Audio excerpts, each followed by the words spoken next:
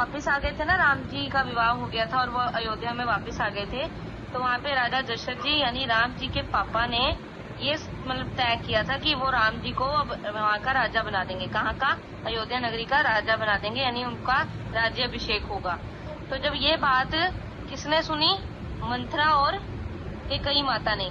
ये जो ये है ना, ये मंथरा जी है और ये है कैकेयी माता जी, ठीक है। इन्होंने ये बात सुनी तो इनको ना, मतलब मंथरा जी है ना जो, उन्होंने ना कैकेयी माता जी के कान भर दिए, यानी उनको भड़काना शुरू कर दिया कि देख सब कुछ तो वो राम को दे रहे हैं, तो तेरे बेटे को क्या मिलेगा। अब इनके बेटे कौन थे? इनके बेटे थे भरत जी। तो इनको ऐसे से करके ना भड़का दिया और इन्होंने बोला कि एक बार तूने जब मतलब राजा दशरथ जी जब एक बार लड़ाई के लिए गए थे ना, युद्ध के लिए, तो वहाँ पे कैकेयी माता जी ने 2 बार राजा दशरथ जी की यानी अपने पति की जान बचाई थी। तो उस टाइम राजा दशरथ जी ने कहा था कि तुम ना मेरे से कोई भी 2 चीजें मांगो, मैं तुम्हें दूंगा, क्योंकि तुमने मेरी 2 बार जान बचाई है। तो कैकेयी माता ने कहा था नहीं मुझे अभी कुछ नहीं चाहिए, जब समय आएगा मैं अपने आप मांग लूंगी, ठीक है। तो आज मंथरा ने क्या बोला, चल रानी तो अपने लिए जाकर 2 वर मांग, मतलब 2 वचन अपने पूरे करवा ले राजा दशरथ से कहकर। तो अब रानी देखो, ये कैकेयी माता जी हैं और ये राजा दशरथ जी हैं, इनके पास चली गई और इनसे क्या मांगा इन्होंने कि जो राम है उसको आप 14 वर्ष का वनवास कर दो, यानी उसको 14 वर्ष के लिए वनों में भेज दो, और जो भरत है यानी मेरा बेटा है जो, उसको तुम राजगद्दी दो, यानी उसको अयोध्या का राजा बनाओ, राम को नहीं, ठीक है।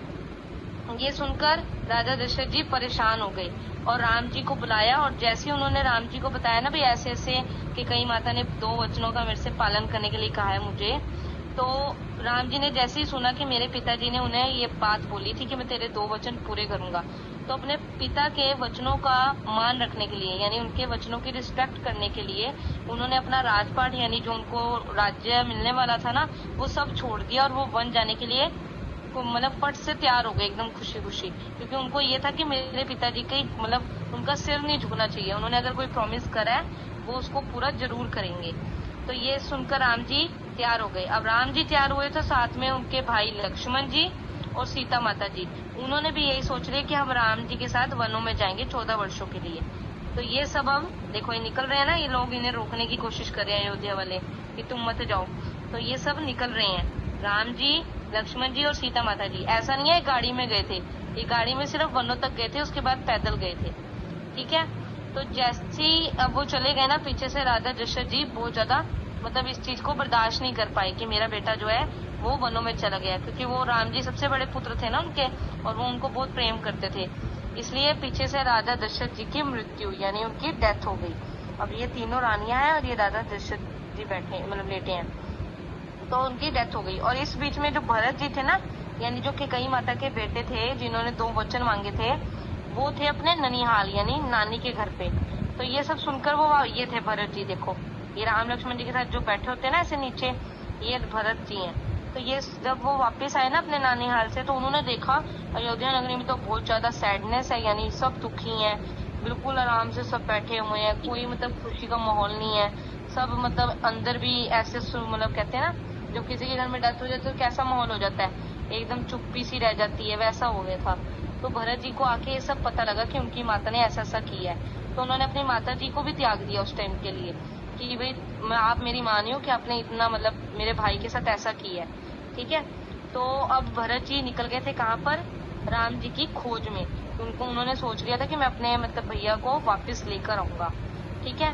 तो वो लोग जंगलों में गए, भरत जी गए, शत्रुघ्न जी गए और भी सब गए, कैकेयी माता भी गए, क्योंकि जब राजा दशरथ जी की डेथ हो गई ना, तो उनको अपनी गलती रियलाइज हो गई थी कहीं ना कहीं कि भी मैंने गलत किया है। तो वो भी चल पड़े और सब वनों में गए और वहां जाकर राम जी और भरत जी का मिलाप हुआ, ठीक है। अब यहाँ पे आकर भरत जी ने राम जी से क्या रिक्वेस्ट करी, पहले तो उन्हें बताया कि भी पिताजी का देहांत यानी उनकी डेथ हो गई है। तो ये सुनकर राम जी भी बहुत दुखी हो गए, सीता मैया दुखी हो गई, लक्ष्मण जी भी दुखी हो गए। तो अब हुआ क्या कि भरत जी ने राम जी को बोला कि भैया आप वापस चलो, अब अयोध्या को आपकी जरूरत है, क्योंकि वहाँ के राजा कौन थे, राजा दशरथ जी। अब उनके पीछे से उनकी तो डेथ हो गई, तो वहाँ को कौन संभालेगा अयोध्या नगरी को। तो उन्होंने राम जी को रिक्वेस्ट करी कि आप वापस चलो, लेकिन राम जी ने बोला नहीं, ये मेरे पिताजी के वचन थे, चाहे वो आज इस दुनिया में नहीं है, लेकिन उनके वचनों का मान करना मेरा कर्तव्य है, यानी मेरी रिस्पॉन्सिबिलिटी है, मैं ऐसे नहीं वापस आ सकता, मैं 14 वर्ष पूरे कर कर ही लौटूंगा, ठीक है।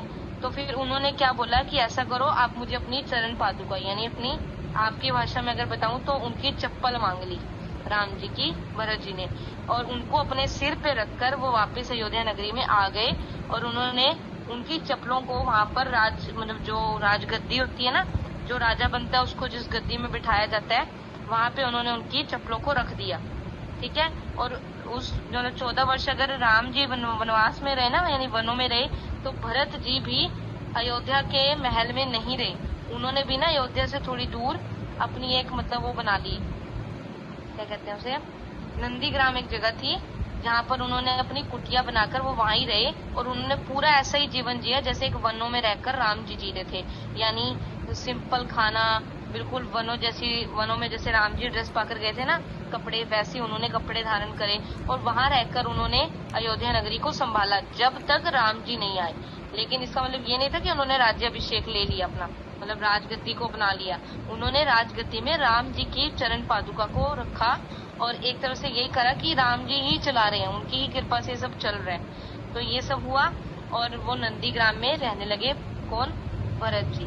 तो इसमें हमें क्या पता लग रहा है कि अयोध्या कांड में जो है त्याग, कर्तव्य, भाई के प्रति प्रेम और राम के आदर्श का आचरण का वर्णन किया। यानी कर्तव्य कैसे, भरत जी ने कर्तव्य भी निभाया और अपने भाई के प्रति प्रेम भी निभाया। यानी आज के टाइम में क्या होता है बताओ, अगर आज के टाइम में अगर मैं बोलूं 5 लाख, एक मिनट मैं वापस कॉल पे